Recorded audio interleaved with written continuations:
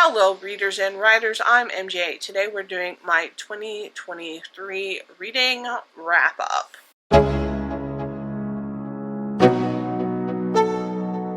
So I will specifically go into my December wrap up that's going to be releasing later this month, but I wanted to do my 2023 overall wrap up first because after this I'm going to be getting into the best of videos. It's going to be a very full January plans because I have a lot to talk about. I had an astounding reading year, and so I'm very excited to share it with you all. So the first thing I want to do is go over my overall stats of 2023. So my reading goal stays consistently at 100 books. I don't move it when I reach that goal. That's a pretty reachable goal for me without having to stress, which is what I prefer to do. But in 2023, I read 178 books. A lot of that was spurred on by the Read What You Own challenge, where I had an exceptional November reading month. Very much so. So this is probably the most books I've read in a year in a little while. Normally I stay between like about 120 to 150. In 2022 I read 125 books. And 2021 I read 167 books. And in 2020 I only read 89 books. Fascinating. So yeah, this is definitely one of my biggest reading years I've had in a while. Page-wise, I read 54,926 pages total. My goal is about 40,000, so to make sure I'm not just reading all small books, which there's nothing wrong with small books, but just want to also encourage myself to read larger books. So I exceeded my page goal by 14,926 pages, which I am very excited about. So just kind of looking at my moods, this is not something I really look at a lot, but according to Storygraph, I have read a lot of emotional and adventurous books. It's followed by mysterious and dark, and then a little less so reflective and funny. So very interesting mix of moods, I suppose. My pace, I've read mostly medium-paced books, about 58%, a fair bit of fast-paced books at 33%, and only 9% of the books being slow-paced. Page numbers, most of the books I've read were between 300 to 499 pages at 51%, and this is not bad, but I would like to see my 500 plus increase in next year, because I only read 600, I only read 6% of larger books, and I did find myself putting down books that were over 500 pages because I thought it was going to like decrease my monthly reading count, and it's just not a mindset I want to be in. It's not quantity over quality, and so I want to again slow down my reading a little bit more in 2024 and just focus on the book I'm currently reading and not worrying about overall totals or such. Because it's not a big deal. I think once I get my physical TBR brought down a lot of that stress will go away, because I won't have all those books like hanging over me where I'm seeing them all the time. And so I'm very excited about working on that. I did read 43% of books under 300 pages. I do think a lot more novellas are being published, and then also reading a lot of indie authors, which tend to have lower page counts, is contributing to this. So I'm not like upset by this. I just want to make sure that I'm reading a book because I want to be reading it and not like putting it down because it's too big. So fiction versus nonfiction, I have read 12% nonfiction and 88% fiction. I would like to increase this to 20% of nonfiction in 2024. I do love nonfiction books, but they're slower to get through. And again, it's just in 2023 I got into this mentality of quantity over quality, and I want to fix that. I do think at the end of the year I'm working on a better path, but I want to make sure that I continue that through all of 2024. For genre, I specifically try to focus on science fiction, and even with that, my fantasy numbers are just off the charts.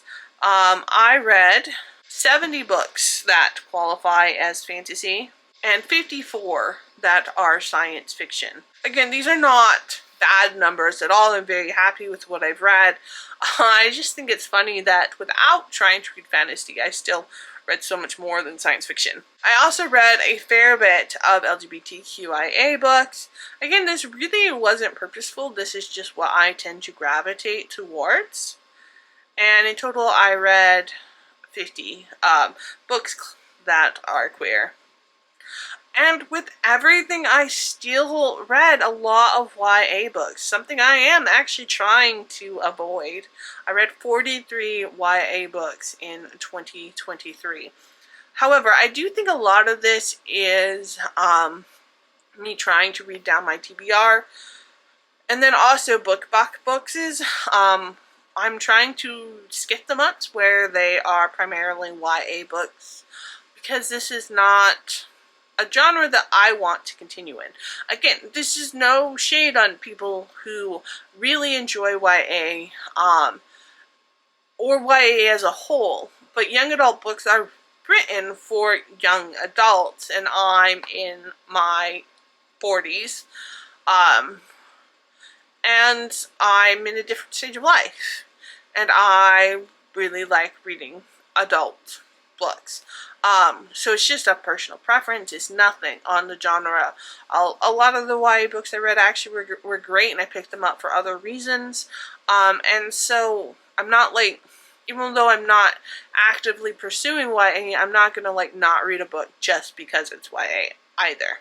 My formats, so this isn't like 100% accurate, because I will bounce around formats in books. I'll go from the audio to the whatever other format I have it in, specifically if I can get the audiobook from the library, or if for some reason I've owned it in multiple formats, which is a thing I have done. So this is more a rule of thumb as opposed to a absolute. If I do read a book in audiobook and in print or ebook, I do tend to classify it as the print or ebook.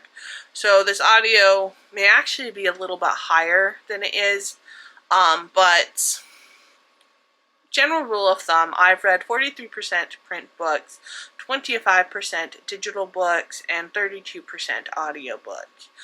I don't know how this will look in 2024. I do want to go back to primarily digital reading. I really like it, and I really like just having all my books in my Kindle, which I'm using for note-taking and planning this year, and it's nice just to carry around one device. That being said, I am actively working on DNFing or reading or unhauling a good majority of my physical books, and so that of course is going to show up in my reading numbers for 2024. So we will see what it looks like, but I definitely want to go back to reading more ebooks. My most read authors. I suppose it is no surprise that my most read author is Brandon Sanderson, since my goal in 2024 was to read 12 of his books, it being the year of Brandon Sanderson. Followed by that, Leigh Bardugo and Patricia Briggs. I've only read 4 of each of those. Leigh Bardugo, actually, it is a little surprising because I'm trying to finish out the Grisha series. I did make progress on that and do some rereads, but I haven't finished it, so I plan on working on that in early 2024. And Patricia Briggs, I actually wanted to reread a a lot of books. Actually, I thought I reread an entire series of hers in 2024, so I'm a little surprised that it's this low. Maybe that was in 2022. I know I did start to read the Alpha and Omega series, but there's a book that I don't own, and so with the Read What You Own challenge, that got put on pause. Deanne Brin is another author that I've read a fair bit of. M.R. Carey, fantastic author. Read a few of his books, including his new release. These are a few of the authors that I have read in 2023. We'll see what that looks like in 2024. So this is just like kind of a quick overview of what I read in 2023. I will be going into more of specifics of the books in my best of videos that are coming out through all of January. There's so much great content that I have planned that is going to end up probably sneaking into February as well, but I'm really excited.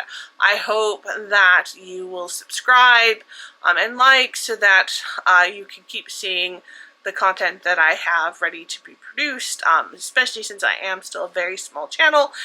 Anything really helps. So I really appreciate you all.